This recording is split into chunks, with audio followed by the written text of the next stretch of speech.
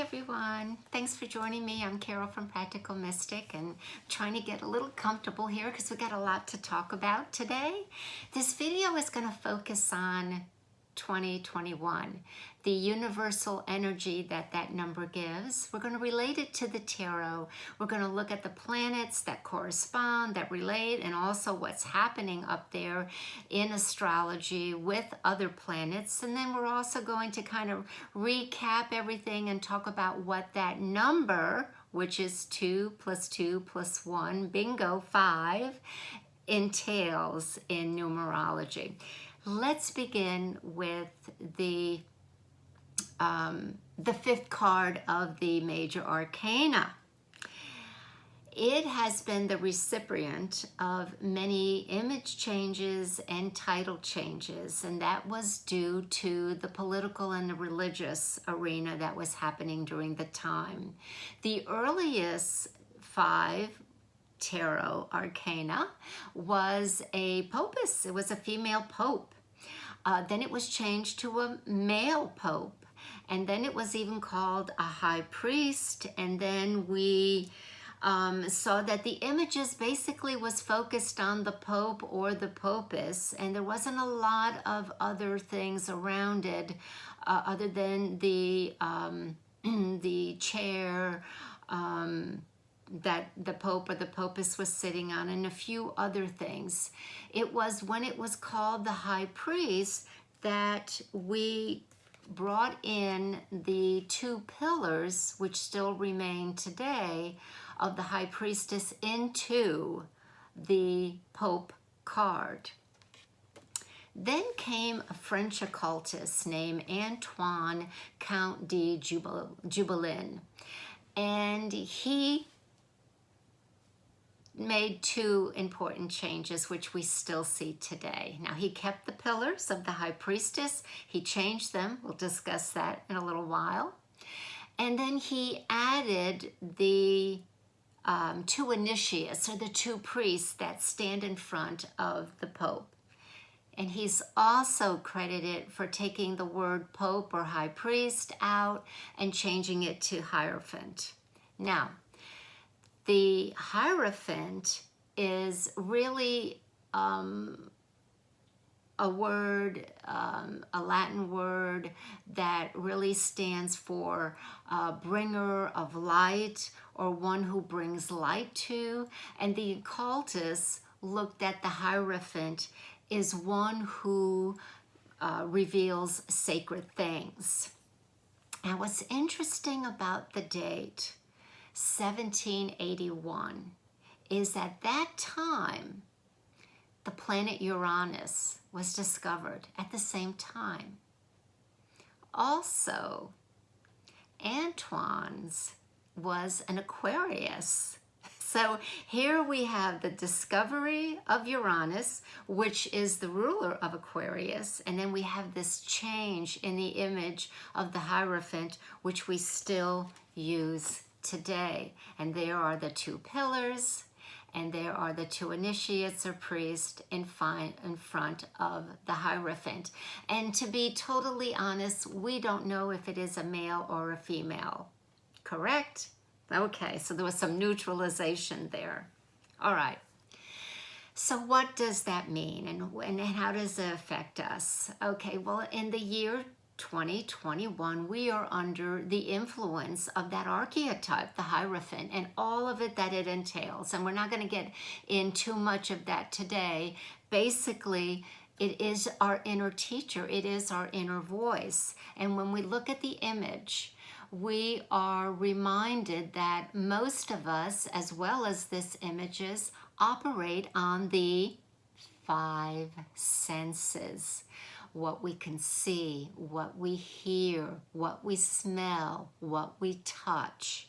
Did I cover them all? See, hear, smell, touch, and hear, and hear, and hear. And looking at his ear flaps, there's some emphasis on hearing. Now, we can look at that in 2 ways, hearing the inner voice, and also being conscious of being a good listener to others. You'll also notice he has like a blue caul around his neck, okay? Because it has to do with words. What we say and what people hear affects us greatly. So the five senses in our bodies, the five senses which we operate on very normally on an everyday basis, is instrumental in the interpretation and the energy of the Hierophant. But it goes beyond that. It's much more spiritual. That inner voice is guidance from above.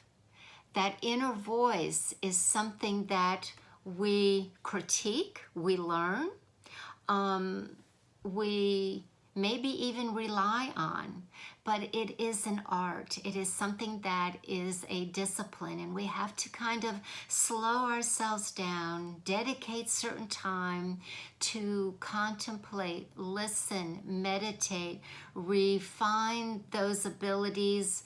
And it is said that intuition is really obtaining knowledge outside of logical thought and being able to close down all distractions and all influences of our own belief systems, our own conditionings. And that is the art of finally learning how to listen to that inner voice. So this is a year where we're going to be able to navigate much more easily on all the challenges that we had been dealing with last year and seem to be going into this year, that we're still working at balancing. That's going to help us if we can be still, listen, and get our guidance from that. All right. The other thing that is important to remember, or maybe is a trigger point, is for the five senses, is the pillars have to do with 1, 2 of the senses, 3, the Hierophant, and the 2, we're going to call them priest, make up 5, and they form a star, and we'll talk about that in a few minutes as well. The other thing that the Hierophant is telling us that will help us to listen to the inner voice is the reason why we now have a change in the colors of the columns, okay? Now, in the High Priestess, it's basically the unconscious. It's definitely female, has to do with the moon, and it has to do with dualities and opposites. The Hierophant says, well, integrate those two. Merge them together, union them. That's what that yoke is. And what are we emerging? Well, we can look at it as male and female. We can look at it as good and bad, any kind of duality, any kind of polarity. We are merging together, but the most interesting and important one is depicted by the number 5, our 5 senses. And let's see which one it is here. Oh, we have both of the priests wearing garments that indicate different aspects. The priest wearing the garment with the white lilies says that I have to learn to think and reason with my red roses here, which are my instincts and desires, because we constantly have a battle in our minds and in our hearts, what we want, what we desire, and how to go about it. And sometimes there's this constant conflict because our desires may be leading us to do things that are self-destructive. So we have to have a union of the mind and the heart, and be able to balance them and tame them and use them for our best benefit. And that also helps us to listen to that voice within. All right, moving on then a little bit more. Let's look at what is the astrological representation of the Hierophant, and that is the sign Taurus. Okay, so let's look to the heavens. Now, what is Taurus? Well, Taurus is an earth sign, and Taurus is all about security, possessions, comfort. It's very stable. It is hardworking. So what's the lesson here? Well, the Hierophant says that we may have to learn not to let go of and not be too possessive of our belief system, because that inner voice that we learn to hear may conflict with what we desire or what we believe. So do we have that courage to listen and then apply what that inner voice tells us when it conflicts with our comfort zone, our security, our feeling of self-worth?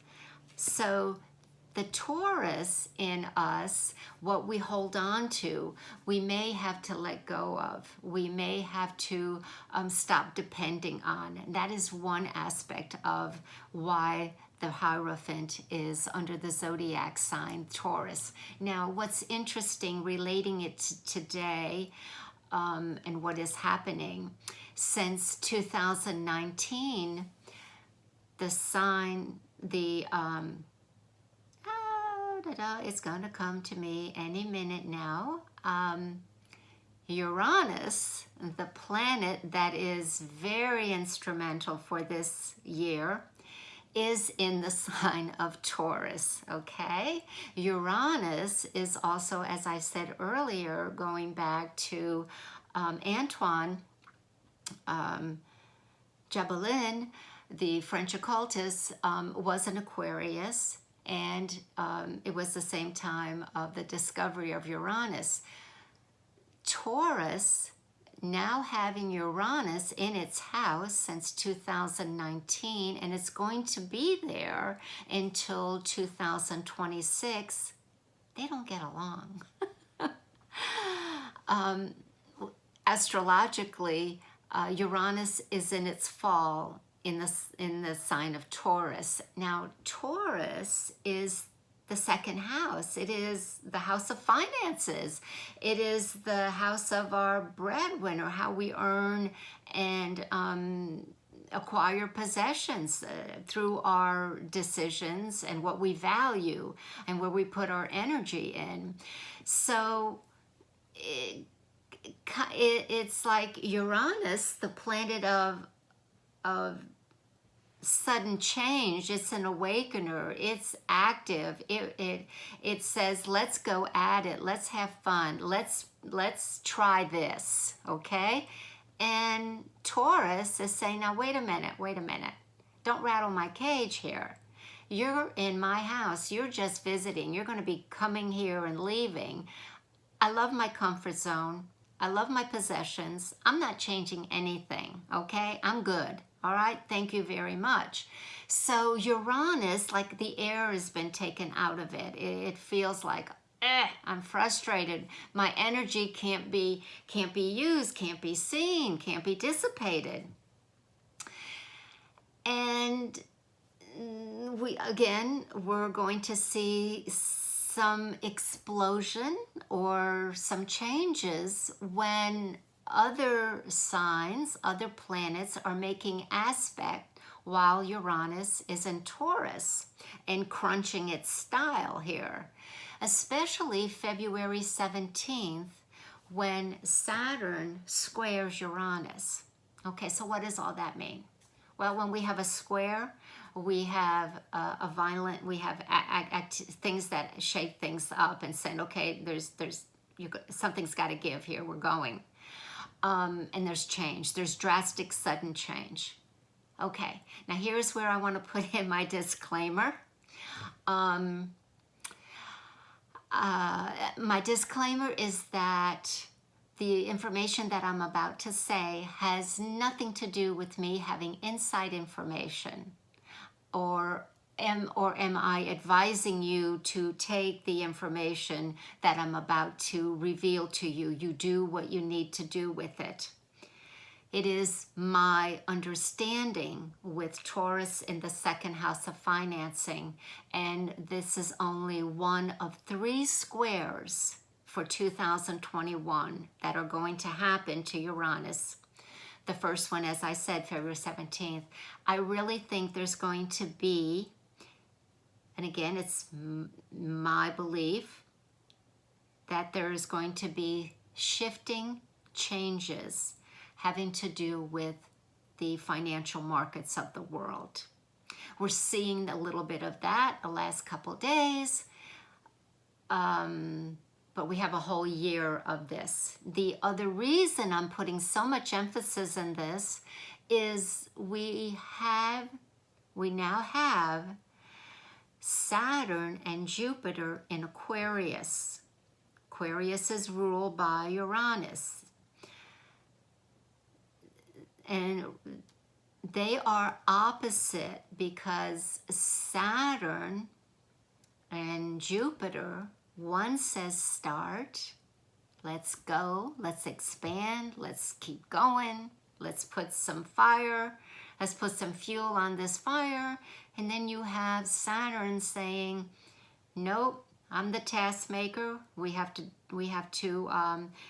take our time. We're not ready for this. We're putting on the brakes. I'll let you know when. So we have this stopping and starting with changes on all levels of the world right now. We may have a new policy only to be slowed down, put the brakes on, be paused for a little while. So there's like 3 steps forward and 2 steps back with the planets of Jupiter and Saturn in the sign Uranus, which is the 11th house. And the 11th house also has to do with finances, security, hopes and wishes, and going forward. Okay, so I put in my disclaimer, but that is what I'm feeling. We're going to see a lot more of. And then let me throw in another ingredient in there. We're in a 5 universal year cycle, and 5 is the number of change, and 5 is the number of freedom, and there's that mix as well. So we got this whole, I'm going to say, train load of energy going in a manner that may cause challenges, that may cause confusion, stagnation, redirection, rethinking, reevaluating, building up, breaking down. I can go on. Okay, so we took care of Taurus when it came to the Hierophant. Now, the other thing that we are going to look at is the how that number 5 is formed and what it means for the Hierophant. Okay. There was a reconciliation shown in the Hierophant because the pillars now are no longer in a state of duality. They've integrated. The black and the white have now become gray. How did that happen? Okay. Well, let me add in something else. The inner voice is going beyond the 5 senses. Let's say it's the 6th sense. And how do we get that 6th sense or that inner voice or that clear audience, clear hearing? Well, by the occultists said, is when we unite our opposites, we tap into spirit, because we have now created the 5th element. We have gone beyond the 4 elements, and we now are working with ether, and that is magical. And in that realm, in that, let's say, ever the vapor of ether. We have an altered state of thinking, of consciousness, where we are no longer in the boundaries of the material world, the matter. We've gone beyond that, which is everything having to do with his tiara, his papal cross, and of course with his benediction to the initiates here. They're saying, please tell me how. How do I get out of this to understand more of your teaching? And of course, we can say it's orthodox teaching, and then we can say it's also the mystery schools, and it's both ways for the Hierophant. So we have the incorporation of two very important numbers that make up this ether, let's say. And the occultist said that it was the union of the first even number, which is 2, with the first odd number, which is 3. 2 and 3 are the perfect 5. It is the number of man and woman. And I know some of you are saying, whoa, hey, wait, Carol, oh, I thought it was number 1. I thought it was the magician. I thought 1 was man. Well, the occultists say we have to remember that there is a Godhead, and it's Alpha, or Alpha, the beginning, and that is considered the number 1. So we are now looking at why the activation of spirit comes from the integration of male and female, or opposites. And when we do that within ourselves, we are then what Maslow called individualized, and Carl Jung, where we met our shadow and we're working with that and becoming more evolved. Speaking of this shadow, I do want to touch upon that this card has to do with Taurus. Now, the moon is exalted in Taurus, so what is that going to give us? Well, we have to remember that the moon is intuition, the moon is the unconscious, the moon is a reflection, and it's memories having to do with us and the past. So our dream state may be affected during this time. Pay attention to your dreams. Try to go in there into the memory banks of your unconscious. And if something comes to surface, and there's many ways that can happen. Consciously, it could happen by a song. It could happen by a scent. It can happen with a deja vu. All these are trigger points, and what we're being asked to do during that time is not stifle it back down if it's a painful memory or something that you don't want to remember, reconnect, because then you're not integrating that duality of the pain and the suffering. So you bring it up, you identify with it, but you don't attach an emotion like this was bad, this hurt me, or the opposite, this was fantastic, utopia, and I'll never have it again, so why bother? So it could be either or. So you identify it, you strip it of any emotional connection. You try to neutralize it and just detach yourself and look at it as what it is, and then hopefully with time integrate it. And everything gets integrated in the number 5, and again we'll touch upon that in a few minutes with some graphs. Okay, so we touched on the moon, we talked about Taurus. All right, I think the next thing that I want to talk about with the Hierophant is, in the number 5, is the minor arcanas. Okay, now the minor arcanas are number 5 as well, and they are in sequence. If we look at the suits, each of the 4 suits are 1 to 10. So we have 10 as the transition point, 10 as the cycle learned. And it is the higher octave of, it's just a repeating of numbers. There's only 9 numbers, 1 through 9.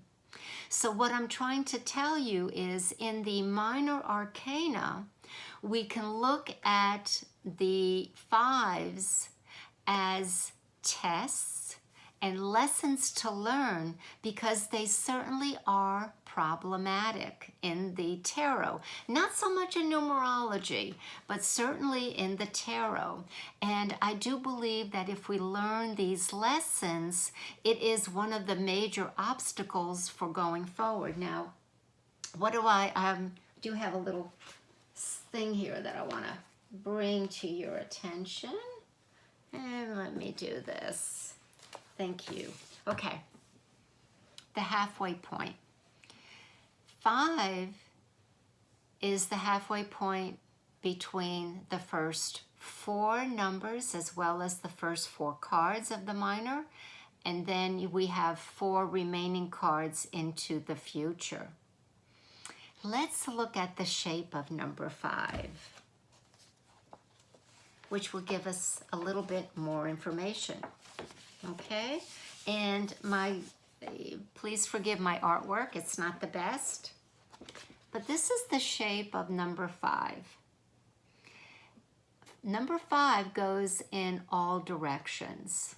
It goes right to left, it is future, and it is the past, okay? And it's connected to both of those, all right? And it's not very stable, and that's why I wrote this, and then I made these little images, because it can fall face up and it can fall face down. So 5, because it is such a energetic, mystical, high-powered, electrifying, because it relates to the planet Mercury, that it sometimes thinks before, it moves before it thinks, and it's constantly in motion here, okay? So it has the ability to, let's say, look at the past 4 tarot cards in the minor arcana and said, okay, I did this, this, and that. I'm in the center right now, and then I got this past, I've got this all digested, I'm looking at it, okay? And then I have the ability to look in the future, and the future is always the right side. So I can surmise, I can prognosticate, I can speculate, I can use my divine essence, and really see where I'm going if I keep the same mentality, the same actions, and the same reactions to those things that are influencing me. Or I can change, and I can recalibrate so that the outcome is different. So I just wanted to kind of give you that visual of the number 5. So we agree that all the 5s are problematic, right? All the 5s, no one's getting along here. We're mourning some emotional loss. Here we have mental and emotional strife and defeat. But for time's sake, and really because I think that the next card is the most instrumental, that depicts where we are, where we have been also in 2020, and where we are right now in 2021, because we are definitely working in the 5. I think this card says it all. I think this is the key, okay? And I'm going to explain that. All right. Number 5 of Pentacles is, let's say, the Earth sign, emotional. Jung called it the feeling sensation. It's kind of the laboratory of the senses. So we have that, and then we have the number 5, which is Mercury, which is change, and thinking. Okay, so let's put those together first. So we have Earth, we have body, physical body, and then we have change, and then we have thought, and then we have thinking and reasoning with the number 5, okay? The 2 images in the card are destitute, disillusioned, in despair, and they are walking away from what is perceived to be salvation, comfort, and maybe safety. And the reason I said that was you have the magic of the pentacles with the pentagram inside, and you have a stained glass window, which usually is indicating a church. And the reason why there were stained glass windows in church was for those attending to look outward and have the vision and the psyche read the symbols. And the symbols were colorful. They were bright. They were magical as the sun was beating in. And your psyche was getting all of those symbols and reactions.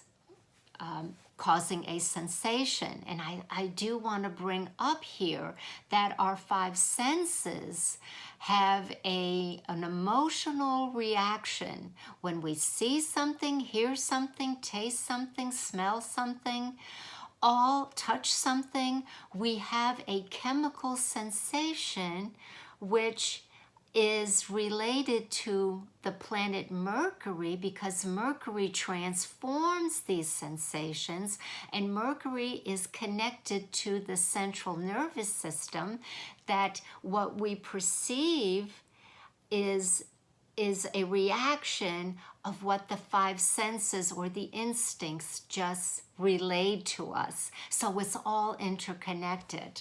So going back to the church, that when and how it's related today, let me step back a little bit. A lot of us have lost our jobs. A lot of us are not having the earning ability that we once had prior to COVID-19. So we may be impoverished. We may be worried about where our next meal is. So I see that in this card. The other thing that I see in this card is what the disease has done. It has taken the lives of many people. It's also caused physical harm to the body. Of course, we know the lungs, the breathing, but what is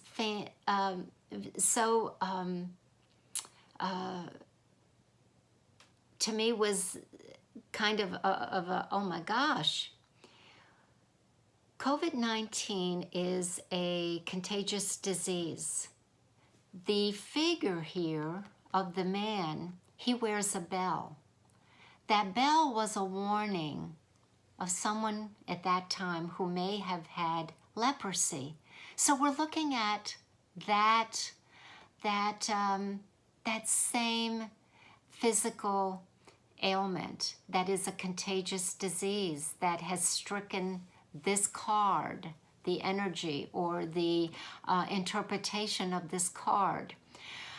And sometimes because of our pride, our ignorance, or that we've fallen from we feel we don't deserve it, or that, oh my goodness, I'm embarrassed because I didn't plan for this and I wasted a lot of my earnings. You know, I didn't put things away. I enjoyed the boat, the large house, the long vacations, and I thought my income was always going to be there. Or my wife has gotten sick, so she's not able to bring an income in. That there is this change of financial security, which I wanted to relate back to what is happening with Uranus and Taurus in the second house, and then what we have with the aspects making to that. And the realization here that the Hierophant is telling us that there is salvation in the church, or the inner world, and that inner world doesn't have to be Orthodox religion. It can be your inner world where you are able to balance what is going on in the outer world by your anchor. Okay, now there is an anchor in that window, and that was my aha moment when I was putting this together and looking at it and meditating on this card. Is there is an anchor here, okay? And in the Christian sense, the anchor represented salvation. Okay, now has that anchor in the tarot and in card divination always been there? Well, took out my grandmother's card, and she read the Gypsy Witch Lenormand card. And look at that, the 5 of Pentacles, because remember, the suits of diamonds in the tarot is in the regular playing cards is the Pentacles. There is an anchor here. Fascinating, is it not? And the card reads, for divination of this anchor, which I'm probably not going to be able to see. Basically, it's the anchor denoting that we have wealth, prosperity, and we're very secured, okay? The anchor here says, if you don't have it anymore, if you've been stripped of it through whatever circumstances, it does not matter. You can find it here within. And that is also where you see the castle up here, which is protection, which is nourishment. And of course, the 5 Pentacles, if you look at it in a very mystical and healing way, it's magical. It is the elixir that is going to bring everything to an understanding. It's going to get collated, and then we move forward. There's a humbling, there's an acceptance. So this card with the bell and the leprosy, the contagious disease, that a lot of us are right now having a dark night of the soul. And the dark night of the soul is when we've reached a point where everything that used to bring us comfort, stability, or a sense of self-worth and value, because I'm independent, I can pay my bills, and I have status, a lot of that may have been taken away or could still be taken away. And that's why I think that number 5 of Pentacles was so instrumental, and it has been here through the ages, that anchor and what it means. All right, so we need now to go on to the changes in not the changes, but let's talk about the number 5. Now, you heard me say earlier that is related to Mercury, but the 5 is also sensual freedom. Okay, now that's taken from Numerology, has your number, by Ellen Dodge. I believe the copyright was 1988.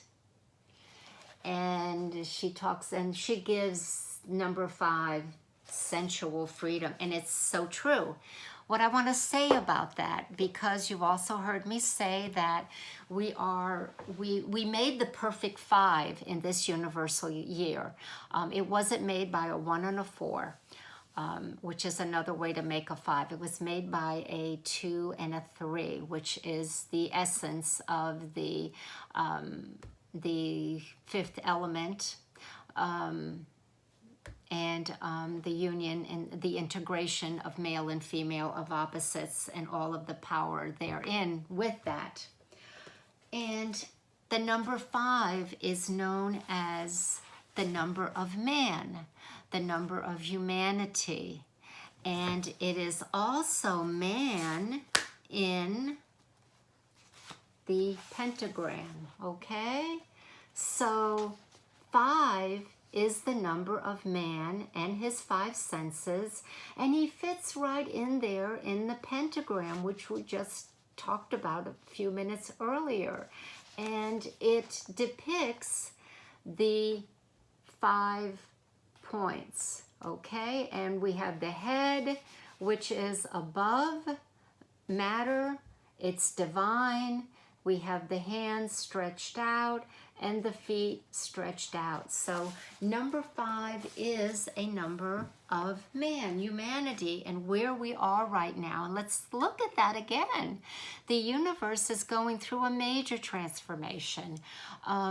We are now more air-bound.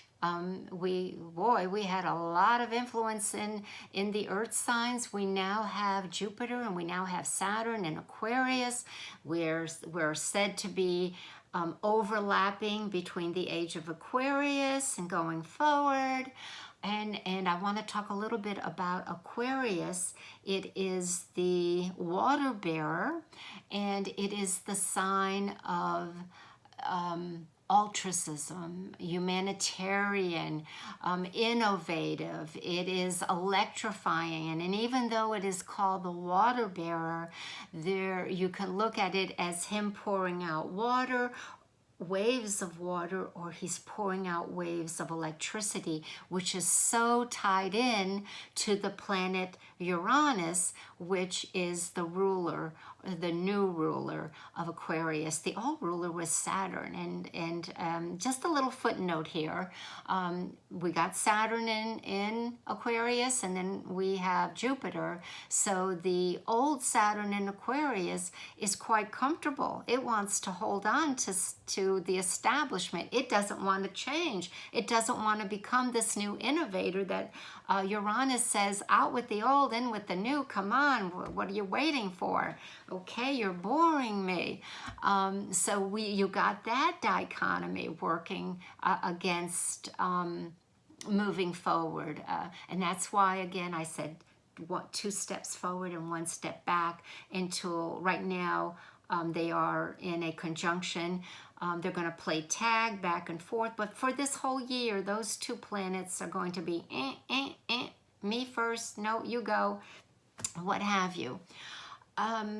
So where did I want to go with all this? Because I also got a lot of stuff going in that I wanted to share with you. But the energy of the 5 and Mercury this year, back to the 2 and the 3, is very, very strong. Now,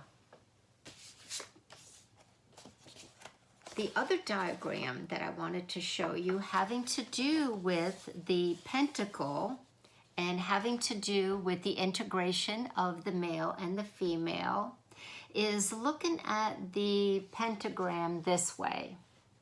Okay, and we know that it represents male, but we also have an upper triangle, which is always fire.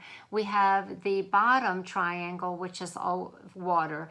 And you see that I've put the word Adam and I put the word Eve. Now, we talked about numbers. Now we're going to talk about the inclusion table, which means that we take a name, we reduce the letters to a number, and then we add them up to see what number that name vibrates to. Well, Adam is complete. He vibrates to the number 10 when we broke down his numbers. Now look at Eve, that little stinker. She's a pure little 5, isn't she? From beginning to end, she starts out, both of them start out with vowels, soul, considered soul letters in numerology. But in the center, she has a master number because of the letter V. Now, what does V look like in the Roman numerals? 5. A 5. But it's a 22, the master number, and we're going to break it down to 4. But when we add it across, whether we're going to be adding the 14, 5, and we said earlier when we were talking about the minor arcana from 1 to 10, 10 is the transition, the complete cycle. The 5 is the midway point between the numbers 1 through 9, and it's where we evaluate. And of course, 3 and 2, the perfect, if we take the master number and add up her name, it reduces back to 5, which is man and woman.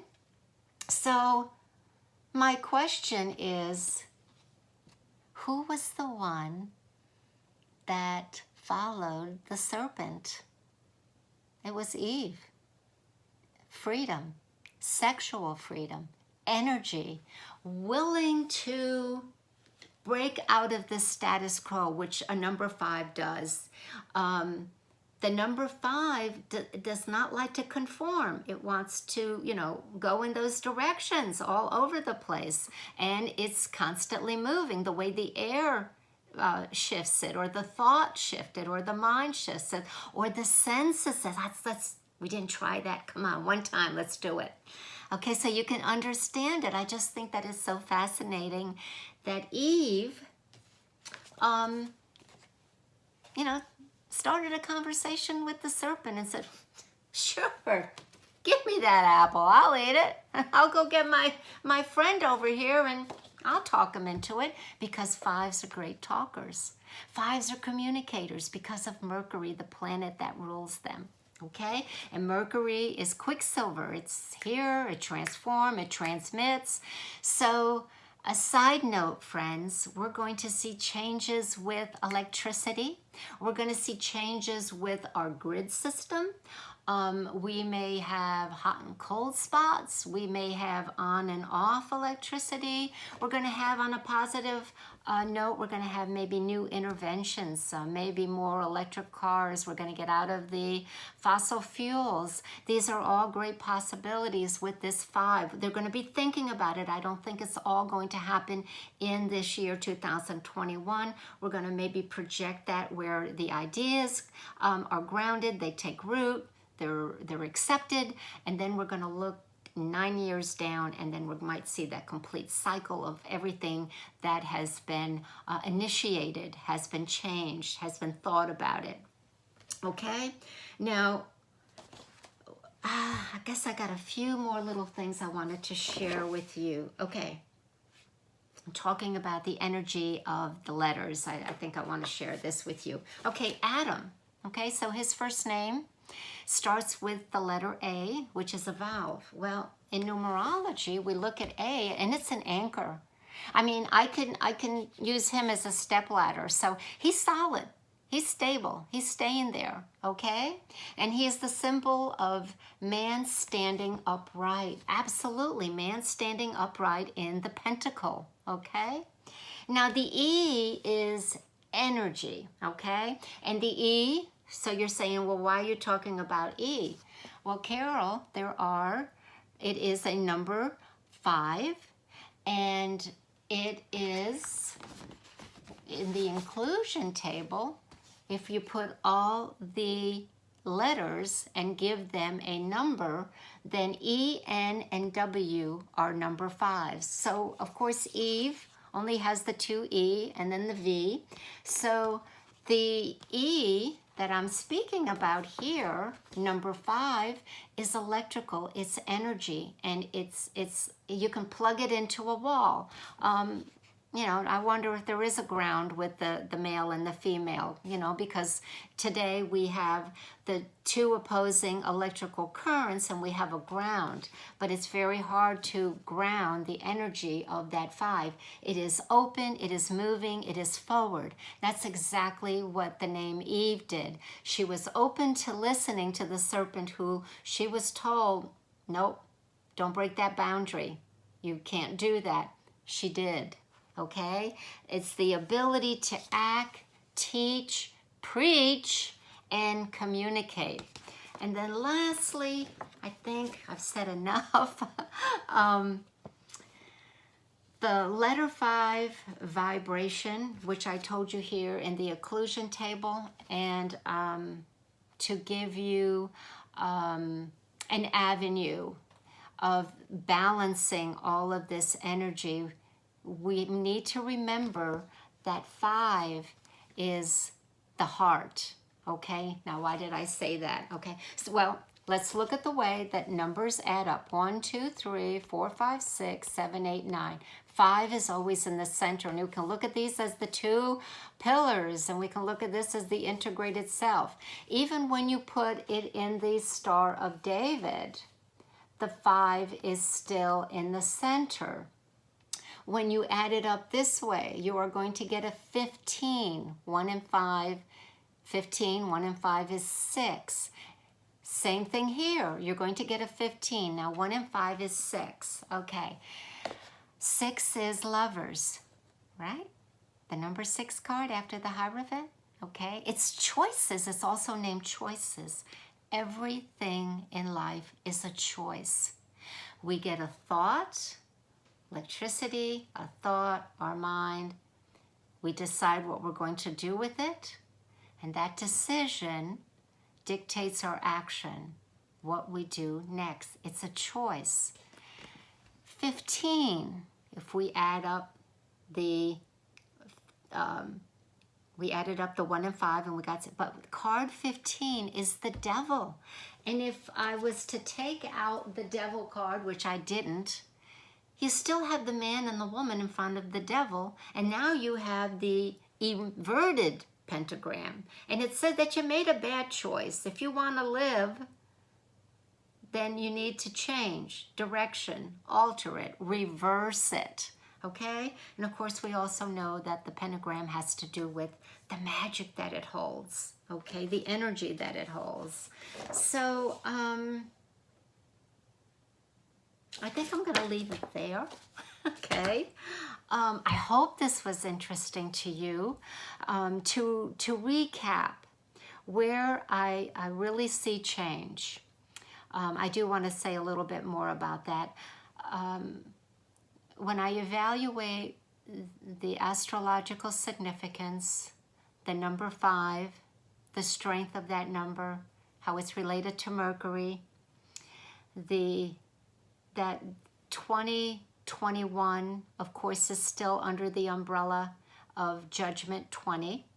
And that's going to be, again, 79 more years, the 100 years.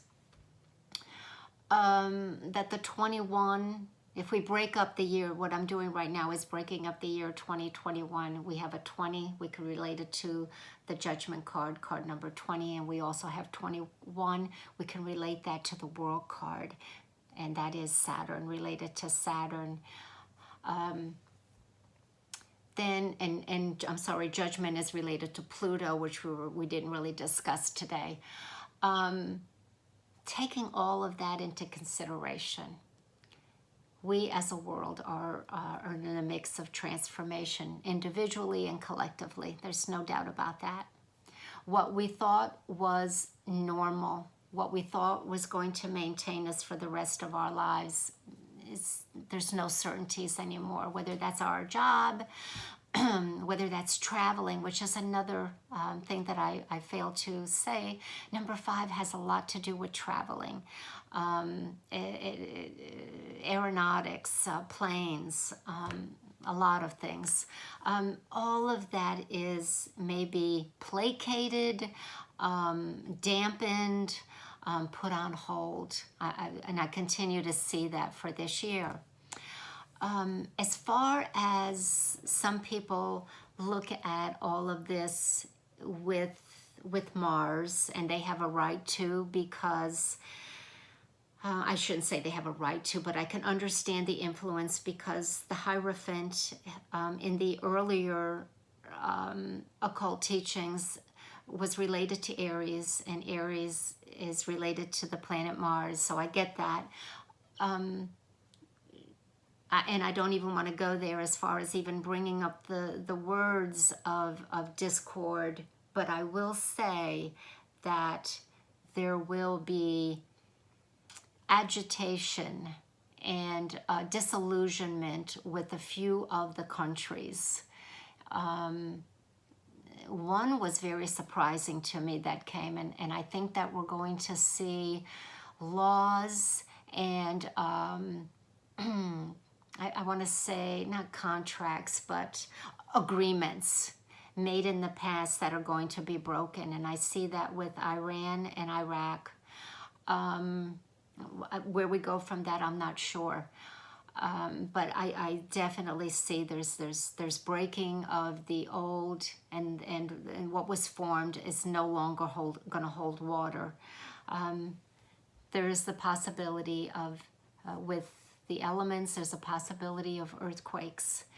We're going to see more wind in the atmosphere, and wind, of course, if there's a fire, will fuel fire, and of course wind has to do with tornadoes and hurricanes. So all those are probabilities of an increase in those activities. Also, we're going to see changes with blood, how we assess our blood, giving blood, family bloodlines, and also abortions, and children, because going back to, again, it just, my memory just got to me. The fifth sign of the zodiac is Leo, okay? And Leo has to do with the heart. The key to integrating ourselves is through the higher mind, or the heart. And of course, Leo also has to do with the back, the spinal cord, okay? And it's the heart of everything. That's the center, and it's our fire, okay? Going back to what I was alluding to, the fifth house has to do with children. So there's a lot going on with what the changes for children, mentally and physically. So that's in the forefront. So the spirituality that is available to us, that is being given, being offered by the Hierophant, and the mystical realm of the number 5 and the planets is beautiful. It's the balm that will heal us. We have to look away from the outer world, and we have to go into the inner world and find our peace within. It isn't out there. It isn't our status. It isn't our material security that can be washed away in a minute. Our health, if we don't have our health? My mom used to say, we don't have much. We have our peace of mind, hopefully, and we have a hope in our spirituality that overcomes those deformities and that illness. And we usually grow very spiritually and make major transformations when we are hit with a catastrophic disease. So that, I guess I want to end it with saying that the magic is out there. The magic is in each of us. We've just got to tap in, and it's through the heart chakra. And that heart chakra, again, we're reminded of where it is located. It is the center. There are 3 chakras below the heart, and there are 3 chakras above the heart. And if things aren't balanced below, they're not going to be balanced above. So that is, you know, the sacred heart, the sacred energy. So let's tap into that and find solace in it. Okay, now I'm going to end it. I hope I covered everything for you. Please let me know if you have any questions. I would love and welcome your comments. Again, sorry this is so long. Thanks for joining me today, everyone. Blessings, love, and light to each and every one of you. Bye-bye.